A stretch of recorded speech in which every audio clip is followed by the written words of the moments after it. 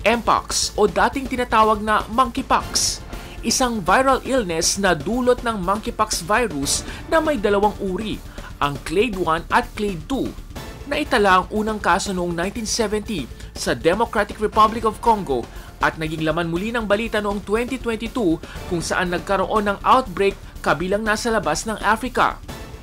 Sa datos ng World Health Organization or WHO, nasa mahigit 120 na bansa na ang may naitalang kaso ng Mpox mula pa noong January 2022 at mahigit 100,000 ang naitalang kaso.